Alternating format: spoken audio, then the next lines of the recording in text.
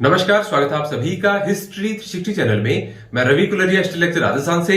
आज के इस वीडियो में मैं बात करूंगा आरपीएससी द्वारा आयोजित होने वाले सेकंड ग्रेड के एग्जाम के फर्स्ट पेपर के बारे में। इसमें आपको कौन सी किताबें पढ़नी चाहिए, कम समय में सिलेबस को कवर करने के लिए आपको क्या पढ़ना चाहिए, इन सभी बातों के बारे में मैं चर्चा करूंगा। और मैं उम्मीद करूंगा कि ये वीडियो जब तक खत्म होगा तब आपको एक अच्छा सोल्यूशन इन किताबों के बारे में, फर्स्ट पेपर के बारे में मिल जाएगा।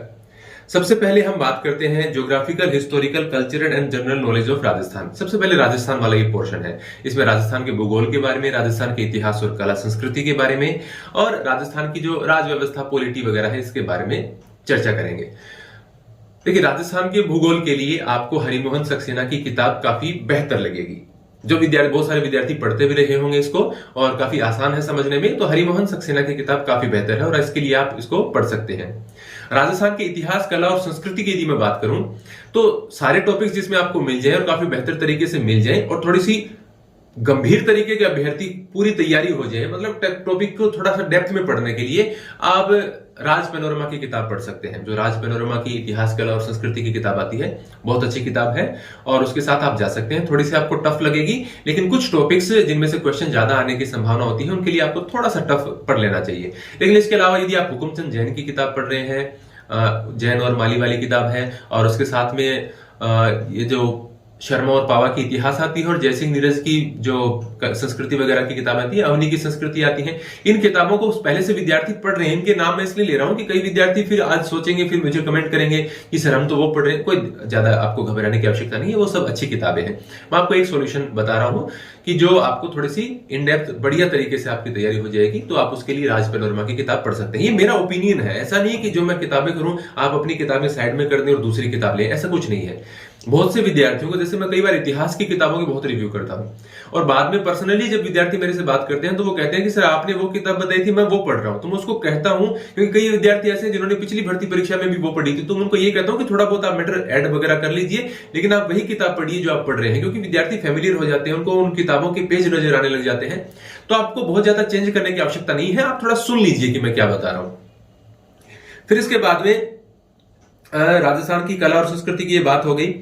फिर उसके बाद में बात आती है राजस्थान की जो ये राज व्यवस्था वगैरह के जो आपको टॉपिक दे रखे हैं, जो गवर्नर वगैरह के, चीफ मिनिस्टर, कैबिनेट, ये तो इनके लिए आपको जनक सिंह मीणा की किताब आपके लिए बेहतर रहेगी और इसमें से आप जो सिलेबस के अकॉर्डिंग टॉपिक है वो पढ़ सकते हैं। आपको करना क्या है, देखिए, जैसे आप जनक सिंह मीणा की किताब पढ़ रहे हैं तो वो टॉपिक आपको अपनी गाइड में भी मिलेंगे। एक गाइड आपको रखनी है, चाहे आप लक्ष्य की रखें, चाहे पैनोरमा की रखें, या और भी कोई अच्छी गाइड आपको लग रही हो तो वो आप रख सकते हैं। लेकिन लक्ष्य या पैनोरमा के अंदर आप जनक सिंह मीणा की किताब से पढ़ें और कुछ इंपॉर्टेंट जो बातें हैं वो उसमें से आप या तो नोट्स बना लें या आप अपनी गाइड में भी ऐड कर सकते हैं। कई विद्यार्थियों को मैंने देखा है वैसे तैयारी करते हैं कि वो गाइड को ही बेस अपनी बुक बनाते हैं और बहुत सारी जो बातें हैं वो उसमें ऐड करके उसके अनुसार पढ़ते हैं, तो वो एक अच्छा तरीका भी होता है। तो आप या तो जनक सिंह मीणा से अपने नोट्स बना सकते हैं या आपकी जो गाइड है उसके अंदर भी राज व्यवस्था वगैरह का अच्छा मैटर दिया हुआ रहता है आजकल, तो जनक सिंह मीणा से उसमें भी ऐड कर सकते हैं। जैसा भी आपको तरीका अच्छा लगे आप जनक सिंह मीणा की किताब के साथ जा सकते हैं, या कोई दूसरी एक दो किताबें और चलती है वो भी आपके पास है तो कोई दिक्कत नहीं है।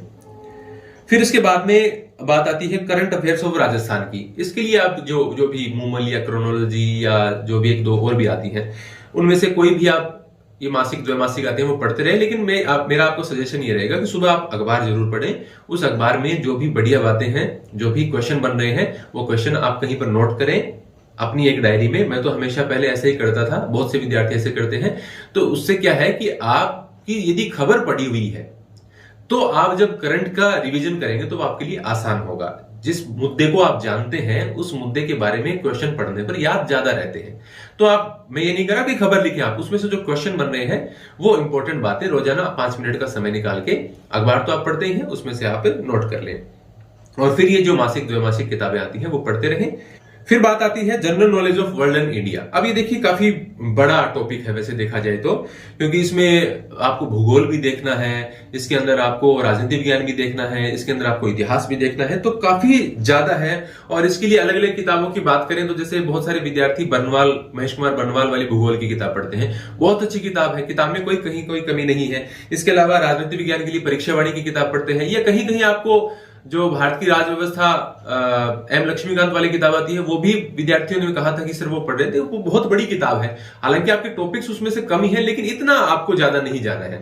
ज्यादा से ज्यादा आप परीक्षा वाणी से टॉपिक देख सकते हैं, लेकिन इसमें आपको मेरी राय ये रहेगी कि जैसा लग रहा है कि बहुत ज्यादा लंबा समय नहीं मिलेगा, तो मेरी आपको राय ये है कि general knowledge of world and India वाला जो पोर्शन है, उसमें आप अपनी गाइड से, जैसे लक्ष्य वगैरह से पढ़ रहे हैं, पैनोरमा से पढ़ रहे हैं, तो उसमें भी सभी पढ़ लेंगे तो बहुत हो जाएगा। देखिए, हर टॉपिक के लिए पेपर फर्स्ट के लिए आप इतनी बड़ी बड़ी किताबें यदि ले आएंगे, और सेकंड पेपर के लिए इतनी बड़ी बड़ी किताबें, आपके सब्जेक्ट को तो आपको मेनली पढ़ना ही है, तो फिर मैटर बहुत हो जाता है। देखिए, किताबें लाना, उनको एक दो बार पढ़ लेना आसान है, उनको याद रखना बहुत मुश्किल है। मैं आपको प्रैक्टिकली बात बता रहा हूं।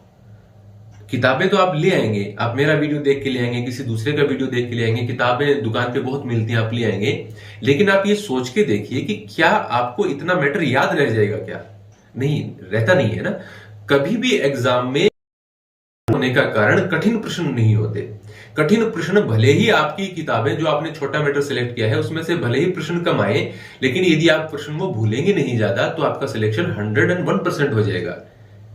कहीं आपके पूरे पेपर के अंदर आप 5 प्रश्न, आपने 2-3 किताबें बड़ी बड़ी और एक्स्ट्रा पढ़ ली, और आपने 3-4 प्रश्न एक्स्ट्रा कर लिए, मैं आपको गारंटी के साथ कह सकता हूं कि आप बहुत सारे सरल प्रश्नों को गलत कर जाएंगे। तो आपको बहुत ज्यादा किताबों का चयन न करने के बजाय मेरा तो आपको ये राय रहेगी कि ये जो पोर्शन है, इसमें आप जैसे परीक्षा वाणी पढ़ रहे हैं, महेश कुमार बनवाल की किताब पढ़ रहे हैं, तो अच्छी बात है, लेकिन कम समय के लिए विद्यार्थी, अब बहुत सारे विद्यार्थी हैं जो ताजा तैयारी कर रहे हैं, उन विद्यार्थियों को तो मेरी यही सलाह है कि आप लक्ष्य की, पैनोरमा की, इस प्रकार की जो भी आपके पास गाइड है, या अभी नई गाइड आ जाएगी मार्केट में, वो लेना और उसी से इस पोर्शन की तैयारी कर लेना। ज्यादा से ज्यादा जो बहुत अच्छा तरीका हो सकता है वो ये हो सकता है कि आप जब स्कूल की किताबें आपको पढ़नी होती है ना, और अभी मैं बताऊं, अभी आपने जो एनसीईआरटी चल रही है वही पढ़ लेना। उनमें से आप क्या करो कि उन स्कूल की किताबों को आपको बार बार नहीं पढ़ना है, सिलेबस के अकॉर्डिंग मेन टॉपिक उसमें से पढ़िए, और उन बातों को आप अपनी गाइड के अंदर ऐड कर लीजिए, या जो उनमें बातें दे रखी हैं उसमें आप यहां अंडरलाइन कर लीजिए, ताकि आपको ये फायदा हो जाता है कि आपको क्या ज्यादा इंपॉर्टेंट है वो पता चल जाता है। कभी भी आपको पूरा मैटर याद नहीं रहेगा। स्कूल की किताबें पढ़ने का एक अच्छा फायदा ये रहता है कि उनमें से बहुत सारे प्रश्न आते हैं, बिल्कुल डायरेक्ट स्कूल की किताबों से उठाए आपको मिल जाएंगे, तो उसमें फैक्ट कम है, बहुत कम है एनसीईआरटी में, तो वो फैक्ट कम आप मात्रा में आप पढ़ेंगे तो आपको याद ज्यादा रहेंगे, मोस्टली आपको याद रह जाएंगे। तो उनमें से आप अंडरलाइन कर लिया कीजिए कि भाई ये एनसीईआरटी में कोई एक पेन या एक आपका कोई हाइलाइटर ऐसा यूज करें कि ये जो फैक्ट है ये हमने एनसीईआरटी की किताब से उठाए हैं, और वो आप मार्क करते जाइए, ताकि उन पर आप थोड़ा सा ज्यादा फोकस रखें। बार बार आपको ऐसा नहीं है कि आप गाइड पढ़ रहे हैं, फिर बर्नवाल उठा रहे हैं, फिर पैनोरमा उठा रहे हैं, फिर आप स्कूल की किताब भी उठा रहे हैं, ऐसा आपको नहीं करना है। एक देखिए, मैं बीच में ही कुछ और बातें आपको बता रहे हैं, ये general knowledge of world and India हो गया, आप है ना, कोशिश करना कि गाइड से पढ़ लें तो ठीक है, दूसरी किताबें भी आप पढ़ रहे हैं तो कोई दिक्कत वाली बात नहीं है। अब ऐसा नहीं है कि गांधी जी की के लिए आप है ना इतिहास की कोई मतलब बहुत बढ़िया राइटर की बड़ी सारी किताब ले आएंगे उसमें से पढ़ेंगे, ऐसा नहीं करना चाहिए। नोट्स वगैरह कोई बनाता है तो ठीक है, नहीं तो आप गाइड से भी इन टॉपिक्स को पढ़ सकते हैं, क्योंकि इनके लिए बहुत बड़ी बड़ी किताबें आपको पढ़ने की आवश्यकता नहीं है। फिर देखिए, कुछ ऐसी किताबें आपको बहुत से लोग सजेस्ट भी करते होंगे, काफी विद्यार्थी पढ़ते भी हैं, जैसे 9वीं में राजस्थान का स्वतंत्रता आंदोलन और शौर्य परंपरा है। आपने देखी होगी, हमारा राजस्थान भी आती है 6, 7, 8 के लिए। फिर 9वीं में राजस्थान का स्वतंत्रता आंदोलन और शौर्य परंपरा आती है। फिर राजस्थान का इतिहास और संस्कृति 10वीं कक्षा में आती है। अब कई विद्यार्थी इतनी सारी किताबों को देखकर कंफ्यूज हो जाते हैं। देखिए, राज पैनोरमा में, राजस्थान का इतिहास और संस्कृति में आपको बता रहा हूं, राज पैनोरमा में ये जो सारे जो बातें दे रखी हैं वो सब बातें आपकी राज पैनोरमा में है, जो कि भैया आपको 6, 7, 8 में या 9, 10 की जो राजस्थान वाली किताब है उसमें मिलती है, तो आपको ज्यादा चिंता करने की आवश्यकता नहीं है।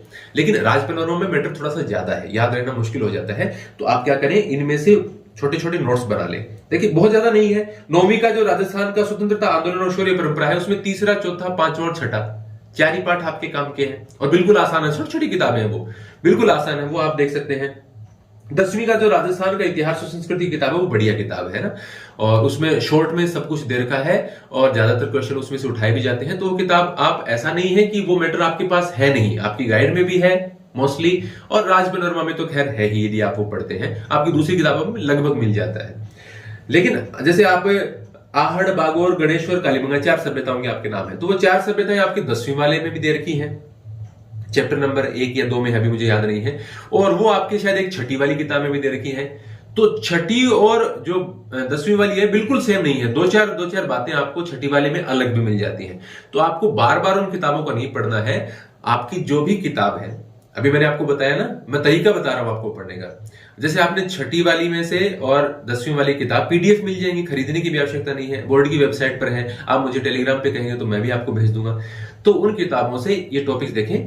ये 10-10 मिनट का काम इन टॉपिक्स को देखना, कोई बड़ी बात नहीं है इन किताबों से देखना। वहां से देखें, आपकी किताब में देखें, वो सारे टॉपिक्स आपको मिल जाते हैं, लगभग मिल ही जाएंगे। उनको अंडरलाइन कर लीजिए। जैसे मैंने आपको बता रहा हूं ना कि बोर्ड की किताबों से कौन सी बातें हैं वो आप अपनी गाइड या अपनी मूल किताबों में ऐड कर लेंगे, तो ये जो किताबें हैं बोर्ड वाली, ये आपको बार बार खंगालने की आवश्यकता नहीं रहेगी। मतलब थोड़ा सा स्मार्ट बनिए, ऐसी स्ट्रेटेजी अपनाइए कि आपका जो मैटर आप तैयार कर रहे हैं वो बहुत कम स्थान में आपको मिल जाए, ताकि लास्ट में 1 महीने 2 महीने में, लास्ट के 10 दिन में रिवीजन करें। तो आप यूं अलमीरा से किताबें निकालेंगे, 5 पन्ने पढ़ेंगे, दूसरी किताब निकालेंगे, वो आपको टाइम जाया होगा और आप थोड़ा सा कंफ्यूज भी हो जाएंगे। तो आप मैटर को थोड़ा सा सॉलिड बनाइए, कुछ कम, या तो आप नोट्स बनाइए या अपनी गाइड में ही मैटर को समाहित करने की कोशिश कीजिए। फिर इसके बाद में जैसे इसमें साइकोलॉजी वाला पार्ट रह गया था, तो साइकोलॉजी के लिए ऐसा है, यदि कोई शुरुआत, अभी फ्रेशर है कोई, और शुरुआत में ही जैसे इस प्रकार की गाइड आती है जिनमें परीक्षा में प्रश्न तो अच्छे आते हैं लेकिन वो टफ है, तो उसके साथ आपको नहीं जाना चाहिए। या तो आप जैसे वंदना जादौन की किताबें बहुत ज्यादा कठिन नहीं होती, आसान होती है, वो पढ़ के आप अपना बेस स्ट्रॉन्ग कीजिए, और वैसे भी अच्छी किताब है सेकंड ग्रेड के लिए वो। या फिर जैसे फर्स्ट रैंक की किताब आती है, वो भी बढ़िया किताब है। शिखवाल की बहुत अच्छी किताब आती है, या फिर अवनी पब्लिकेशन की भी किताब, यदि आपका बेसिक पढ़ा हुआ तो अवनी पब्लिकेशन की किताब में से भी आपको काफी मैटर मिल जाएगा। तो इनमें से मैं इसलिए बता रहा हूं कि सारी किताबें लगभग एक जैसी सी हैं, लेकिन थोड़ा सा आपको आसान पढ़ना है तो आप जो वंदना जादौन मैडम की किताब है वो पढ़ सकते हैं। नहीं तो जैसे विद्यार्थी, अभी तो शायद इतना समय नहीं मिल पाएगा, नहीं तो 11वीं और 12वीं की जो किताबें आती हैं मनोविज्ञान की, वो पढ़ने के बाद में आप कोई भी एक गाइड पढ़ेंगे तो आपको थोड़ा सा बेहतर लगेगा, बेहतर तरीके से आपकी तैयारी हो सकेगी। तो आप इसमें कोई भी रणनीति अपना सकते हैं। बहुत सारे विद्यार्थी वीडियो देखने वाले ऐसे हैं जिन्होंने पहले भी तैयारी की है, तो आप एक कोई जब भी, क्योंकि आपको किताबें बदलनी नहीं है, आपके पास शिखवाल है, फर्स्ट रैंक है, वंदना जादौन की किताब है, तो आप उससे पढ़ सकते हैं, तो आपको ज्यादा घबराने की आवश्यकता नहीं है। तो देखिए, हमने राजस्थान के इतिहास, कला और संस्कृति की बात कर ली, राजस्थान के भूगोल की बात कर ली, राजस्थान की राज्य व्यवस्था की कर ली, करंट अफेयर की कर ली, general knowledge of world and India की कर ली, जिसमें बता रहा हूं कि आपको बहुत ज्यादा किताबों के साथ नहीं जाना है। यदि आपके पास है भी किताबें जिनको आप पढ़ रहे हैं, तो उसमें से मैटर आप सिलेक्ट करके अपनी गाइड वगैरह में कहीं या अपने नोट्स वगैरह में ऐड कर लीजिए। बहुत सारी किताबें कंफ्यूजन के लिए नहीं रखिए, लास्ट के 3 महीने में आपके पास थोड़ा सा मैटर होना चाहिए जो आप बार बार पढ़ सके, क्योंकि आपको अपना सब्जेक्ट भी पढ़ना है। और फिर एजुकेशन साइकोलॉजी की बात हो गई। तो देखिए विद्यार्थियों, मेरी कोशिश तो ये है कि मैं आपको ऐसा मैटर बताऊं कि आप ज्यादा भ्रमित नहीं हो। देखिए, बहुत ज्यादा किताबें जब भी इकट्ठी आप करोगे तो आपको दिक्कतों का सामना करना पड़ेगा। सिलेक्शन कम किताबों से आराम से हो जाता है, आपको बहुत ज्यादा भागने की आवश्यकता नहीं है।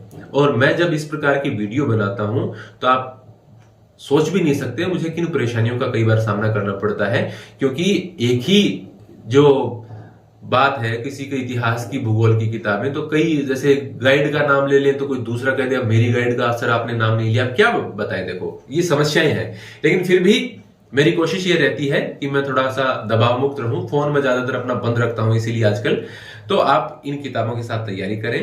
पहले से कुछ किताब पढ़ रहे हैं, बहुत सारी किताबें ऐसी हैं जो इन डेप्थ हैं, अच्छी हैं, और विद्यार्थी लंबे समय से पढ़ रहे हैं, क्योंकि ये किताबें मैंने शॉर्ट समय के लिए थोड़ा सा बताई हैं आपको। पहले से तैयारी करने वाले विद्यार्थी, जैसे कोई विद्यार्थी मुझसे कहे कि यहाँ मेरे पास एक किताब पढ़ी थी, देखिए अभी मैं आपको दिखाऊंगा वो किताब, जैसे आधुनिक राजस्थान का वृहद इतिहास, राम प्रसाद व्यास। अब 2-3 साल से कई विद्यार्थी पढ़ रहे हो तो उनको तो ये किताब अच्छी लगेगी, किताब बहुत अच्छी है, इससे बेहतर और क्या हो सकता है। इसमें जो राजस्थान के वाले जो आपका ये जो 1857 के बाद वाले प्रजामंडल एकीकरण वगैरह, बड़ा शानदार इसके अंदर दे रखा है। अब इस वीडियो में इस किताब को मैंने इसलिए नहीं बताया कि कम समय के लिए विद्यार्थी इतनी किताबें पढ़ नहीं सकते, है ना, इतना इन डेप्थ नहीं जा सकते, इतना मैटर नहीं पढ़ सकते, याद रखना मुश्किल हो जाता है। बाकी ये किताबें बहुत शानदार हैं। तो किसी की लेखक की किताब का, जो ऑथेंटिक किताबें हैं, उनका नाम लेने का मतलब ये नहीं है कि वो किताबें अच्छी नहीं है और आप उनको पढ़ रहे हैं तो आपको उनको छोड़ देना चाहिए। बात यह है कि समय जब कम हो तो आपको ध्यान देना चाहिए उन बातों पर, उन किताबों पर जो आपका सिलेक्शन अच्छे तरीके से करवा सकें और आपको ज्यादा समय भी नहीं लगे। तो उम्मीद करता हूं कि आपको ये वीडियो अच्छा लगा होगा। आप वीडियो देखिए, नए हैं तो सब्सक्राइब जरूर कर लीजिए। मैं इतिहास वगैरह पढ़ाने की भी कोशिश करूंगा इसमें, और आप लाइक और कमेंट हर वीडियो में जरूर कर दिया कीजिए। धन्यवाद।